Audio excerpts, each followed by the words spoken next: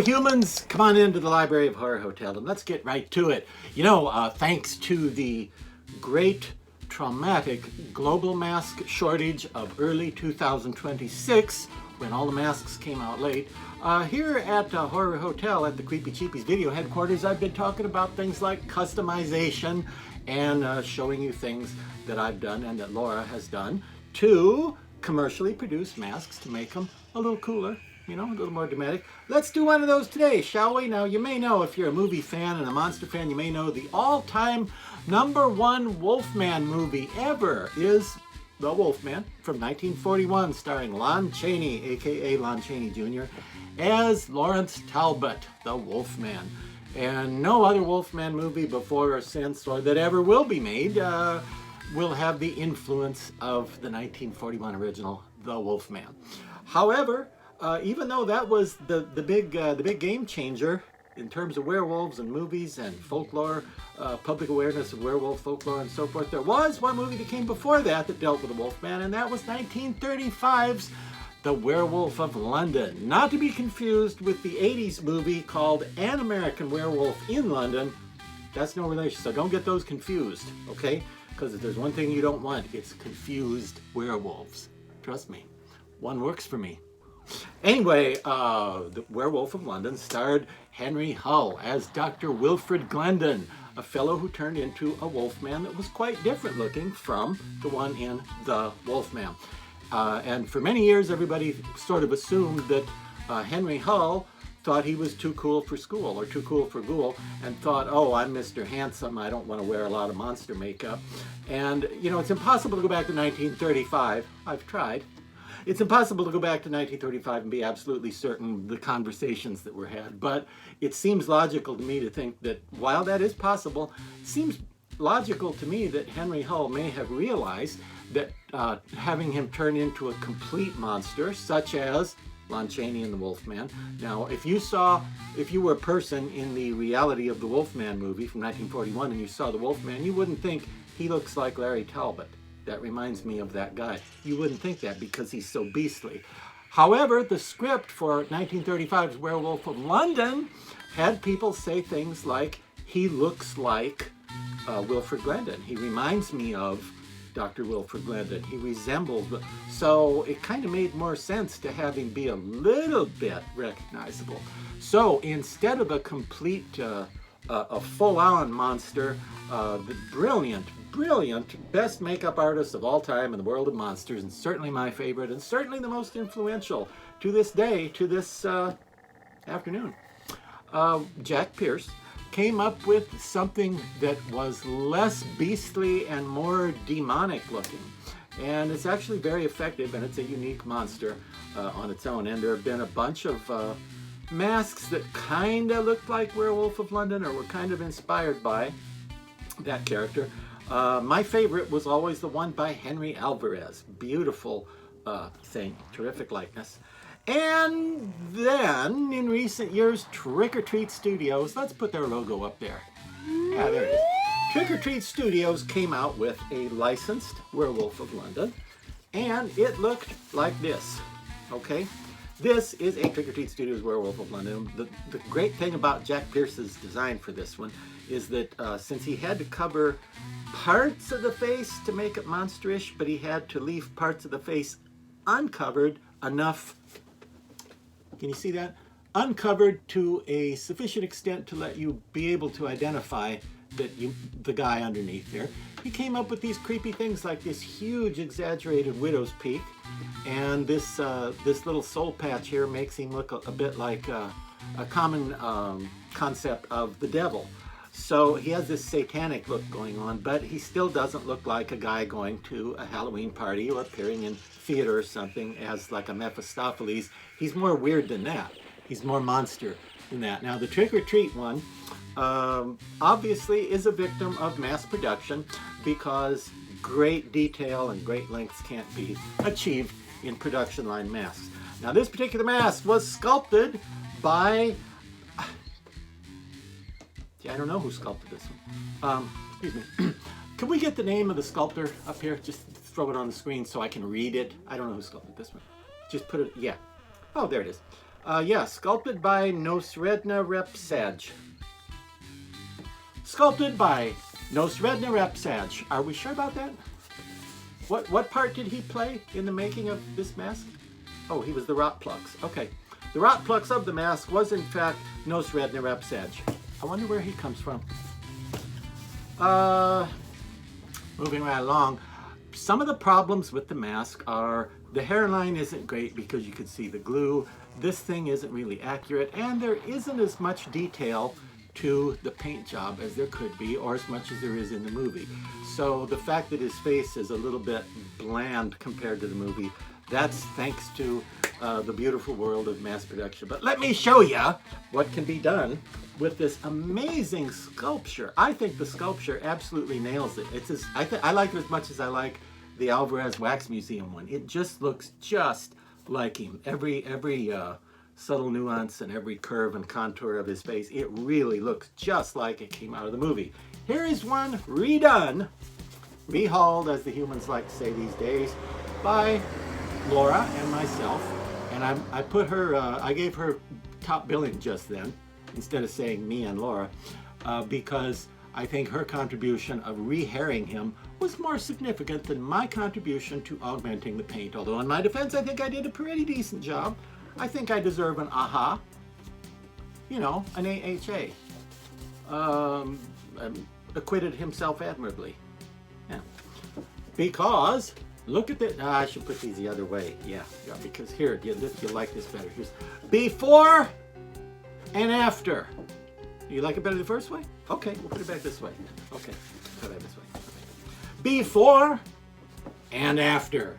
All right, now, why does this one look more scary? Now, you may notice the hair is a different color. It's a black and white movie, being from 1935, and nobody can say with 100% certainty what color the hair was supposed to be, or was if you had been there on the set.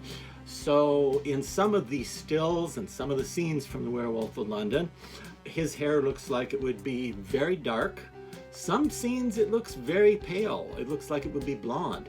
So many differences. Over the years, different people have interpreted that color different ways. So Laura has re-haired a number of trick-or-treat ones. This is the hair that it comes with, by the way. And I haven't, I've tried to be fair here. So this hair is a little bit fluffed up. It's about as much as you can do with it. It's not as much hair as he really ought to have. But again, production line, 60 bucks, you know, what do you want? This hair is kind of dark, but it's not a bad color choice because it's fairly dramatic. Now for this one, I just told Laura, do whatever you like. Come up with a hair color you like. So she came up with this, which is a very specific blend of light brown, medium brown, and a bit of gray. And she added a bit more gray here and there along the hairline because he was a middle-aged man. He wasn't a young guy. He was a middle-aged guy in the context of the story. Now, one of the things that is always going to be a little bit inaccurate in the movie, his hairline up here, he's got a bit more of a receded hairline, you know, like monster pattern baldness is overtaking.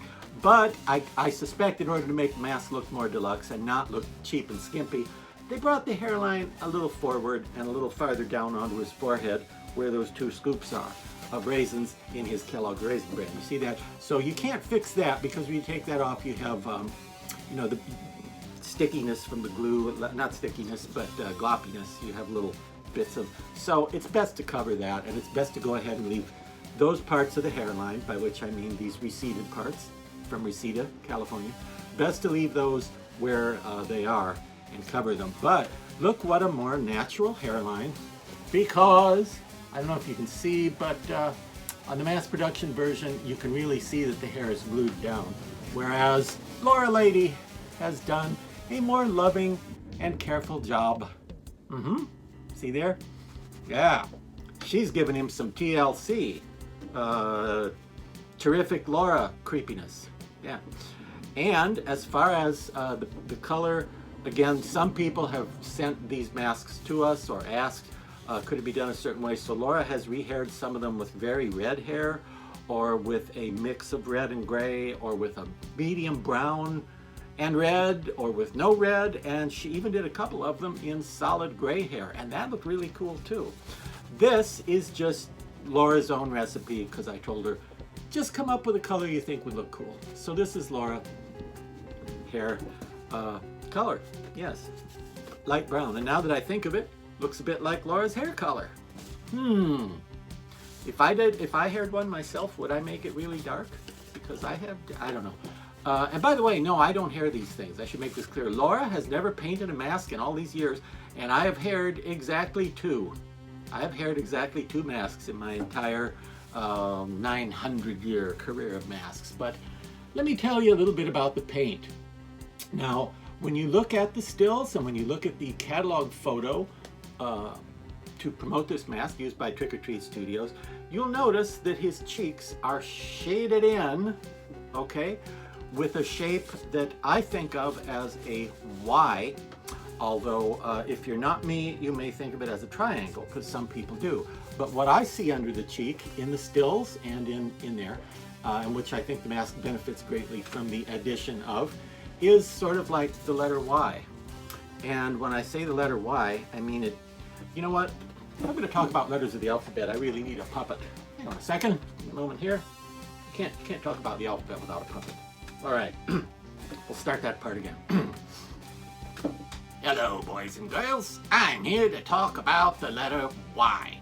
Now, the letter Y, hey, don't get me too close to that flame, huh? That fabric here. All right, sorry. The letter Y is a very useful letter because it's the first letter in the word yuck, and in the word yellow, and in the word Yahoo. It is also the first letter in a lot of proper names, like Yolanda Slop Pump, Yog Monster from Space. Certainly. It's the first letter in the name Yo-Yo Ma, and his father, Yo-Yo Pa. It is also the first letter in the name Ulysses S. Grant. And wait a minute. Ulysses S. Grant? Yeah. No. Ulysses S. Grant starts with U. Me? I never knew the guy. How old do you think I am? No, I mean the letter U. Oh, no, not O. U. Yeah, right. Starts with U. Yeah, starts with the letter U. Okay, what did I say? Y. Because I forgot. No, I mean Y is what you said it started with. Oh, yeah. What were we talking about? The letter Y. Oh, yeah. Faces tend to have a letter Y on them. Why? That's right. We don't know. They tend to have a Y on them. Yeah. And you can even see it on my excuse for a face. Yeah, right there. Most people have a letter Y. It's very subtle. What if they got a fat face? Well, if you got a really fat face, the Y is still there, but it might be underneath the fatitude. So you need makeup to make it show up. Or if you have a very young face, the Y is not very perceptible, but it looks good on monsters. It does. It looks pretty good on you too. Thank you. The Y, anyhow, is the first letter in the word. I can't think of it anymore. Okay, you can't think of it anymore? No. Did I do yo-yo? I don't know. You said yo-yo. Did I do yellow? Yeah. Did I do yuck? Yeah, you did yuck. You did yellow. All right. I think I'm done here. So long. See you later. All right. Yes, we had a puppet come in. I don't know why. You mean you only know 25 letters of the alphabet? No, I know the whole alphabet. You just said you don't know why. No, never mind. Let me get it. Anyway, that Y extends from the area just above the jawbone to under the cheeks. That Y, and you see the Y's that I'm talking about? It's like, here's the little stick part, and then up there it forks out into what looks like a letter Y. And a lot of masks have those because a lot of monster makeups have them. Grandpa Munster from the Munsters is one that comes to mind that had a heavy Y shape. Now some people think of that as a triangle, not to be confused with the Bermuda Triangle, which is the triangle you have when you're wearing Bermuda shorts. But it's almost just a plain skin-colored field on the production copies of the mask, so I think it needs the Y on there because that gives him more character and more anger. I have also outlined the eyes a little bit with a little dark paint to define them better. to make them stand out better. I haven't completely repainted them. I added a little bit to the red, but only a little. Now on some of these copies I've given him solid red eyes because I think that looks cool. But on this one I didn't want to go that far for the video so you could see a comparison that was, you know, perhaps fairer. And Laura has redone his little soul patch there to look less like a goatee and more like it does in the movie, which is subtle and appears to be growing from the bottom edge of his lower lip, which is kind of weird. So Laura has done that more accurately, and also giving the bottom lip more of an even, symmetrical V shape. And his eyebrows are pretty skimpy, but they're on there and they look mean and nasty and angry. But other than that, I have just pretty much darkened the shadowing where it should be. And let me tell you something about that. Let me tell you a shortcut. Now this isn't for any of the guys who already know as much or more than I do about mask painting. This isn't for airbrush artists. This is for the average Joe Schlemiel who wants to try painting masks. Let me tell you, look at this surface right here. You see above his lip, he has those little wrinkles. Now you notice those wrinkles are very prominent on this particular monster in the movie and in the stills and in this excellent sculpture by, who was it? Nosred Repsaj? Yeah. Great wrinkles on there, but they're a little bit strange, aren't they? They don't look like a typical 100-year-old lady's wrinkles on the upper lip. No, because he's not a typical 100-year-old lady. He's a monster, right? So what's a good way to color in something that small without doing something silly like taking a magic marker or pen and drawing them in? Let me try to give you a quick rundown of that. This may be a failure, but we're going to try it anyway. Okay, let us suppose this line, I hope you can see this. Do you see this line? Let us suppose this line represents the surface of his face right there where the wrinkles are. Now I don't mean the crease. This does not represent the crease that some people call laugh lines that you get when you do this. You get the real deep crease. Not that one, but the actual surface where his lip, see that? His upper lip surface is. So what I'm talking about is, here's his face, skin, and here is the air. Here is outside his skin. So on the sculpture, that was originally smooth, and then the sculptor took presumably a sculpting tool, maybe a screwdriver or something. He took some sort of device, hopefully it was a sculpting tool, and he dragged it along the face where those wrinkles are to create them. So that straight line no longer looks like a smooth line. Now it looks like bump, bump, bump, bump, with these areas representing the places where the sculpting tool dug in the deepest and made the deepest part of those wrinkles. You with me? Okay, now those are sticking up. So if you use an airbrush, and here's an airbrush, just pretend that's an airbrush right there, the tip of one, and it's spraying paint in this direction. Okay, it's spraying paint that away. Well, the paint, as opposed to holding the airbrush up here and hitting the whole thing, if you paint it from this direction, well, the paint is only going to get on this side of each of those bumps, right? So you spray the paint from this direction, and you only get that side. Then suppose you put another airbrush over here. It's really hard to do this when you're holding it up. You could put another airbrush over here, and you're spraying from the opposite direction with a light colored paint. Okay, and as before, you're only going to hit the one side of each one of those rises. And the result is going to be, when you've done those things, you go back and look at it, and you see light, dark, light, dark, light, dark. So you see all the little wrinkles thusly showing up. And I hope that made sense. If it didn't, I'll explain it to you again sometime, and we'll try for a better illustration, but I think that made sense. That is how we do things that humans sometimes call directional spraying, or call it shadow spraying, because it accentuates shadows. And it's one of many things that I figured out for myself when I was young and ignorant of these matters, and I figured that worked. I'm like, hey, you know, it looks cool when you do that. Of course, everybody knew it years before I did, but you know, I didn't know that. I discovered it on my own, and it doesn't work on every mask. It doesn't work all the time on everything, but certain characters, such as this guy, I think it's a good way to make those little cracky wrinkles above his mouth show up in just a subtle way, so that you can see them more clearly and with more drama and more tension in his lip than you can when they are not accentuated with paint. See how that works?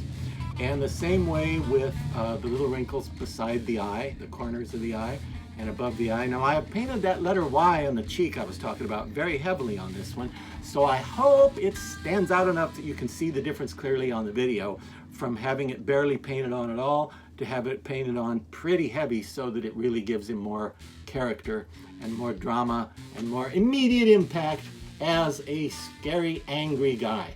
The other thing that makes him look angry is that I have used that same technique that I just did the beautiful artwork of for you there, to spray a little dark upwards on the wrinkles on the sides of his nose. You see the bridge of his nose?